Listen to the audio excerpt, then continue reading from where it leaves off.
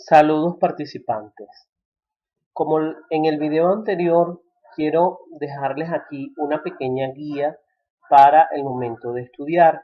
No se trata de una clase, se trata es de darles los puntos claves para que ustedes investiguen, profundicen y estudien. Recuerden que deben aprobar por lo menos uno de los dos exámenes presenciales. Es importante que eh, estudien bastante para esta oportunidad. Como les dije a través de la plataforma, el examen va a versar sobre los temas 12 y 13, 14, 15 y 16. Los temas 12 y 13 en esta guía los trato como uno solo, ya que se tratan de las generalidades, mientras que los temas 14, 15 y 16 deben profundizarlos un poco más, ya que creo que es el grueso y los temas más importantes en esta ocasión. En cuanto a los temas 12 y 13, comencemos por la sentencia. Es importante que manejen una definición de sentencia, ya que es el punto final o la meta del proceso penal, ya sea el procedimiento ordinario o sea cualquiera de los procedimientos especiales que hemos visto a lo largo de esta asignatura. Por lo tanto, la sentencia debe ser definida de manera muy clara. Asimismo, por favor, investiguen sobre los tipos de sentencia. Hay sentencias de mero trámite, sentencias de auto y sentencias definitivas. Y cada una de ellas son diferentes unas de otras. Cada sentencia tiene una estructura y así como tiene una estructura, conlleva a unos requisitos, a una serie de parámetros que deben cumplir. Y cada una de estas sentencias, la de mero trámite, las de auto y las sentencias definitivas, tienen unos recursos propios. En esta primera parte deben investigar estas generalidades y darles respuesta. Una opción para el estudio es que revisen los artículos del 344 al 352. Ahí está precisamente las generalidades en cuanto a la sentencia. En cuanto a los recursos, es importante que manejen un concepto. Recuerden que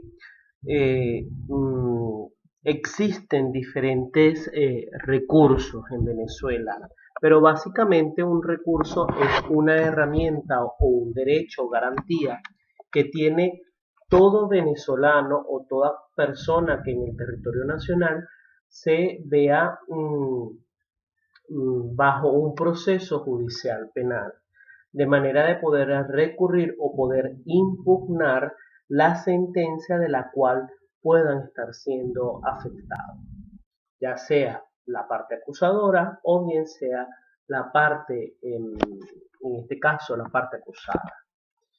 Es importante que estudien la naturaleza y la procedencia de los recursos. Nuevamente diríjanse al Código Orgánico Procesal Penal para que puedan tener basamentos en cuanto a estas generalidades. Los tipos de sentencias, de recursos, están los ordinarios y los extraordinarios. Y dentro de estos ordinarios, el primero de ellos, que a veces pareciera de menos importancia, pero es precisamente por la simplicidad de lo que este recurso abarca, es el recurso de revocación, el cual lo van a poder estudiar en los artículos 436 al 439, si mal no recuerdo, del Código Orgánico Procesal Penal. Básicamente el recurso de revocación es un recurso que se utiliza para las sentencias o las decisiones de mero trámite o sustanciación, y es un recurso ordinario que se interpone ante el mismo tribunal que ha decidido con respecto a una fase del proceso o a un acto procesal determinado, y precisamente lo que quiere es que el tribunal reconsidere esa decisión. Bien, en cuanto al tema 14, el recurso de apelación, debemos distinguir la apelación de autos y la apelación de sentencia.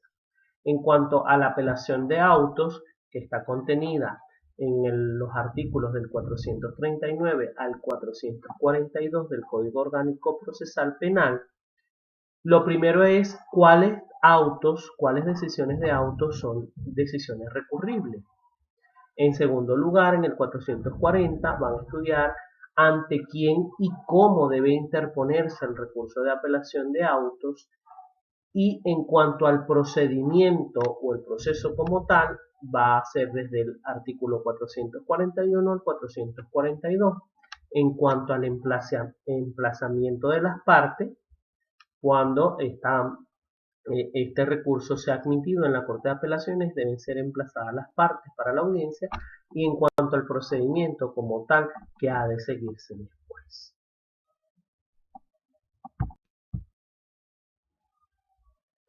En cuanto a la apelación de sentencia definitiva, tenemos su admisión en el artículo 443. Recuerden que en la apelación de sentencia definitiva ya no se trata acerca de una decisión que no ponga fin al proceso, sino una decisión que pone fin al proceso. Por tanto, es un recurso importantísimo y deben estudiarlo muy bien. La admisión y los motivos que están en el artículo 444 son situaciones que deben estudiar al unísono, ya que tanto los requisitos de admisión son precisamente el cumplimiento de los motivos que están en el artículo 444.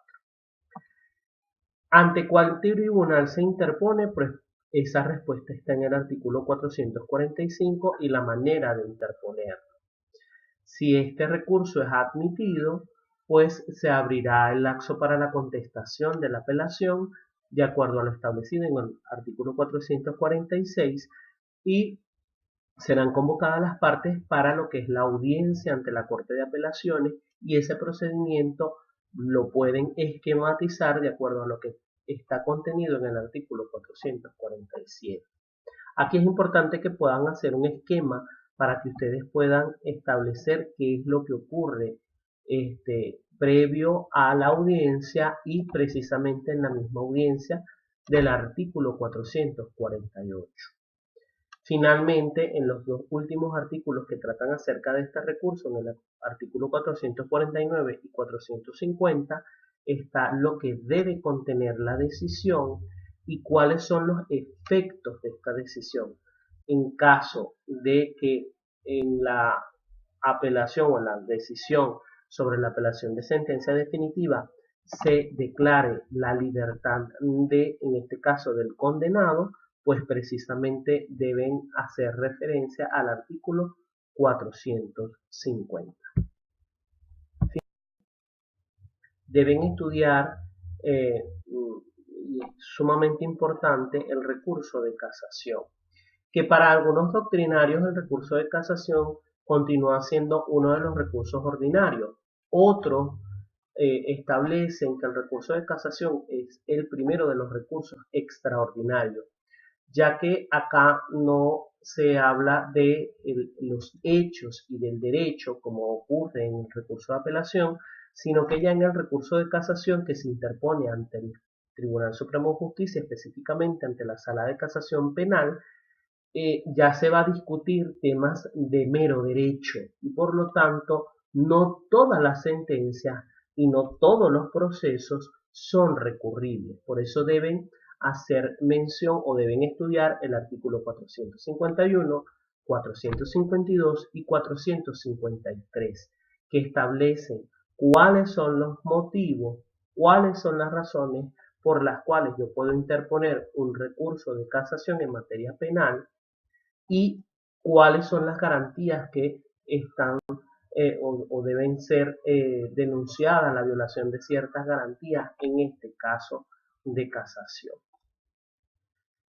Luego pueden irse al artículo 454, 455, 56 y 57, donde se les va a describir el proceso de casación desde su interposición, el laxo probatorio que se puede aperturar, la contestación de este recurso y en todo caso si existe el desistimiento por parte de la parte recurrente.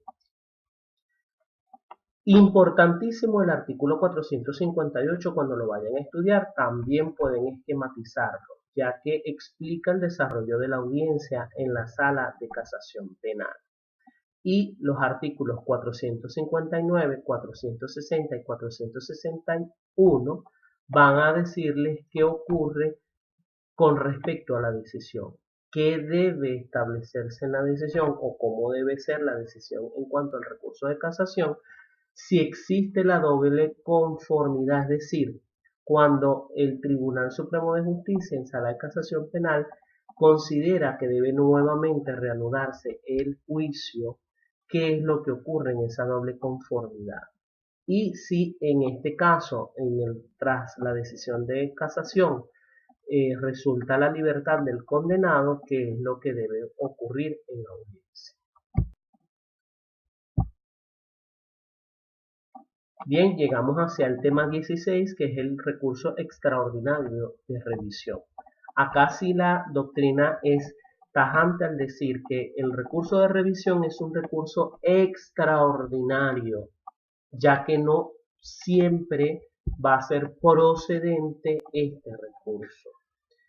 Previo a la tramitación del recurso, deben estudiar muy bien cuáles son los requisitos de procedencia de acuerdo al 462 y quiénes tienen la legitimación activa de acuerdo al artículo 463.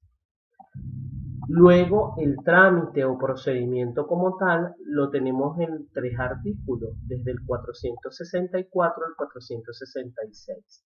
Ahí van a poder estudiar la interposición, es decir, cómo se interpone el recurso, la competencia, ante cuál tribunal, porque dependiendo de cuál sea el requisito de procedencia o el motivo por el cual yo estoy ejerciendo el recurso extraordinario de revisión, va a ser competente un tribunal u otro. Podría ser el mismo tribunal que dictó la sentencia, la Corte de Apelaciones o la Sala de Casación Penal del Tribunal Supremo de Justicia.